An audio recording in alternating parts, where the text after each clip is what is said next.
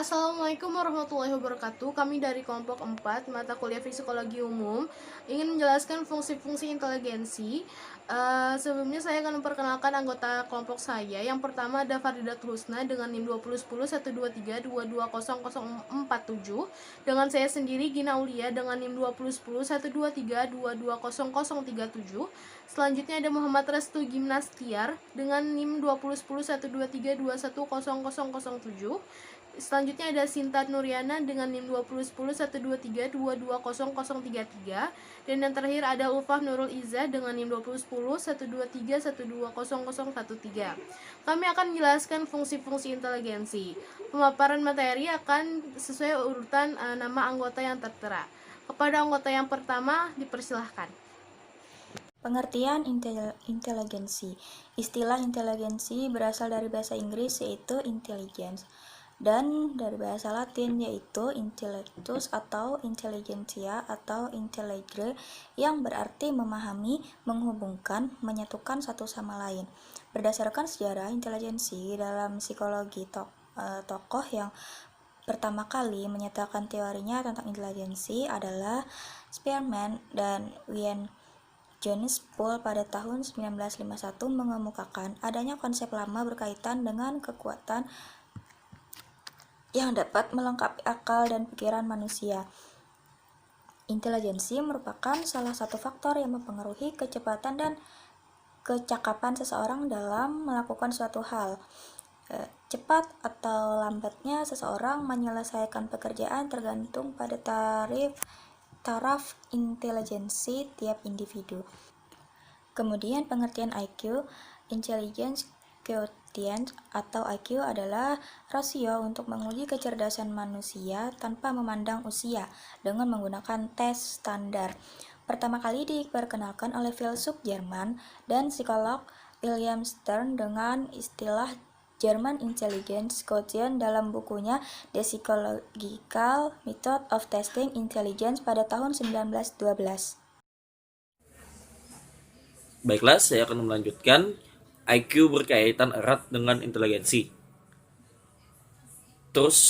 Trustor mengemukakan teori Primary Mental Ability bahwa inteligensi merupakan penjelmaan dari yang pertama, kemampuan berbahasa, yang kedua, kemampuan mengingat, yang ketiga, kemampuan bernalar atau berpikir, keempat, kemampuan titik ruangan, kelima, kemampuan bilangan, keenam, kemampuan menggunakan kata-kata, ketujuh, kemampuan mengamati dengan cepat dan cermat.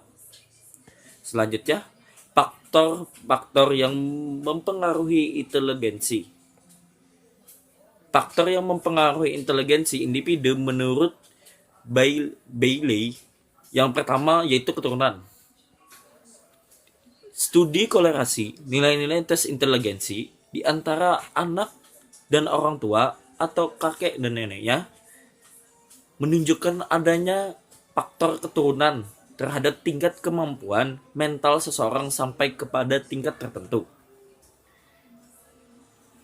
Yang B, latar belakang sosial ekonomi, pendapatan keluarga, pendapatan orang tua, dan faktor-faktor sosial ekonomi lainnya dapat berkolerasi positif dan cukup tinggi dalam taraf kecerdasan individu mulai dari usia 3 tahun sampai remaja. Terima kasih.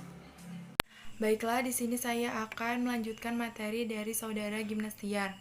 C. Lingkungan hidup. Lingkungan yang baik akan menghasilkan inteligensi yang baik, sedangkan lingkungan yang kurang baik akan menghasilkan inteligensi yang kurang baik pula. D. Kondisi fisik. Keadaan gizi yang kurang baik, kesehatan yang buruk, perkembangan fisik yang lambat menyebabkan tingkat kemampuan mental yang rendah. E. Iklim emosi, di mana individu dibesarkan mempengaruhi perkembangan mental individu yang bersangkutan. Faktor-faktor yang dapat mempengaruhi inteligensi sehingga mengakibatkan adanya perbedaan inteligensi seseorang dengan yang lainnya. A. Pembawaan. Pembawaan ditentukan oleh sifat dan ciri-ciri yang dibawa sejak lahir, batas kesanggupan kita bisa tidaknya memecahkan suatu masalah, pertama-tama ditentukan oleh pembawaan kita. B. Kematangan. Setiap organ di dalam tubuh manusia mengalami pertumbuhan dan perkembangan. Setiap organ, fisik maupun psikis, dapat dikatakan telah matang jika ia telah mencapai kesanggupan untuk menjalankan fungsinya masing-masing. Pembentukan Pembentukan, yaitu segala keadaan di luar diri seseorang yang mempengaruhi perkembangan inteligensi. Minat dan pembawaan yang khas. Minat mengarahkan perbuatan kepada suatu tujuan atau dorongan bagi perbuatan itu. Pengukuran inteligensi. Tingkat inteligensi seseorang tidak dapat diketahui hanya berdasarkan perkiraan melalui pengamatan, melainkan harus diukur dengan menggunakan alat khusus yang dinamakan tes inteligensi atau Intelligence Quotient IQ. Walgito 1997 dalam Khadijah 2009 mengemukakan bahwa orang yang dapat dipandang sebagai orang yang pertama menciptakan tes inteligensi adalah Binet. Inteligensi adalah kemampuan umum yang dimiliki seseorang, kecerdasan individu sebenarnya yang sifatnya pembawaan atau hereditas. Sedangkan IQ adalah suatu ukuran tingkat kecerdasan seseorang. Alat yang dianggap paling akurat mengukur kecerdasan seseorang adalah tes IQ, yang tentu saja bila dilakukan secara benar dan dengan orang yang tepat, orang yang diukur kecerdasannya dan psikolog sebagai orang yang tepat melakukan tes IQ bagi seseorang. Hanya saja karena yang diukur adalah sesuatu yang sifatnya tidak konkret, maka tes IQ tidak sepenuhnya dapat dipercaya sebagai penunjukan inteligensi seseorang. Kegunaan tes inteligensi. Tes inteligensi yang dilakukan Binet, orang yang pertama kali menciptakan tes inteligensi, berguna untuk menilai kemampuan seseorang murid dalam melakukan tugasnya. Dengan tes tersebut, diambillah sampling dari kesanggupan dalam keseluruhan, maka akan didapatkan penilaian dari kemampuan belajarnya. Demi kepentingan murid, maka hendaknya melakukan tes psikologi secara menyeluruh. Atas murid tersebut di samping melakukan tes inteligensi tanpa mengabaikan pertimbangan dari guru asalnya. Tes buatan Binet berisikan penyelesaian tugas yang memungkinkan menetapkan batas tertentu untuk sampai pada kesimpulan yang agak memadai tentang seseorang. Pengukuran inteligensi. Tingkat inteligensi seseorang tidak dapat diketahui hanya berdasarkan perkiraan melalui pengamatan, melainkan harus diukur dengan menggunakan alat khusus yang dinamakan tes inteligensi atau Intelligence Quotient. Walgito 1997 dalam Khadijah 2009 mengemukakan bahwa orang yang dapat dipandang sebagai orang yang pertama menciptakan tes inteligensi adalah Binet. Inteligensi adalah kemampuan umum yang dimiliki seseorang, kecerdasan individu seseorang yang sebenarnya bersifat pembawaan atau hereditas. Sedangkan IQ adalah suatu ukuran tingkat kecerdasan seseorang. Alat yang dianggap paling akurat mengukur kecerdasan seseorang adalah tes IQ, yang tentu saja bila dilakukan secara benar dan dengan orang yang tepat, orang yang diukur kecerdasannya dan psikolog sebagai orang yang tepat melakukan tes IQ bagi seseorang.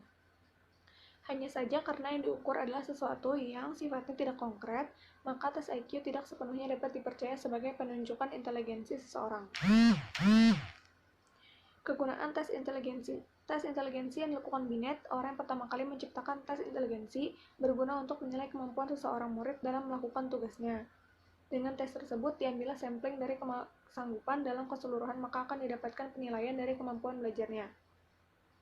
Demi kepentingan murid, maka hendaknya melakukan tes psikologi secara menyeluruh atas murid tersebut, di samping melakukan tes inteligensi tanpa mengabaikan pertimbangan dari guru asuhnya. Tes buatan Binet berisikan penyelesaian tugas yang memungkinkan menetapkan batas tertentu untuk sampai pada kesimpulan yang agak memadai tentang seseorang. Baik, selanjutnya saya akan membacakan kesimpulan. Kesimpulan, salah satu faktor yang mempengaruhi kecepatan dan kecakapan seseorang dalam melakukan sesuatu adalah faktor inteligensi. Inteligensi adalah kemampuan seseorang dalam berpikir dan belajar serta memecahkan masalah. Faktor yang mempengaruhi inteligensi individual yaitu keturunan, latar belakang, lingkungan hidup, kondisi fisik, pembawaan, kematangan, pembentukan, dan minat. Pengukuran inteligensi tidak dapat dilakukan dengan perkiraan dan pengamatan saja, tetapi harus diukur dengan menggunakan alat khusus yang dinamakan dengan tes inteligensi atau Intelligence Quotient. Kita tidak bisa menyatakan seseorang bodoh hanya melihat kepada hasil tesnya saja dan pengamatan kita saja, karena inteligensi dipengaruhi oleh sebagian besar pengetahuan di sekolah, pengaruh lingkungan, ingatan, dan sebagainya. Baik, terima kasih presentasi dari kelompok kami. Saya tutup. Assalamualaikum warahmatullahi wabarakatuh.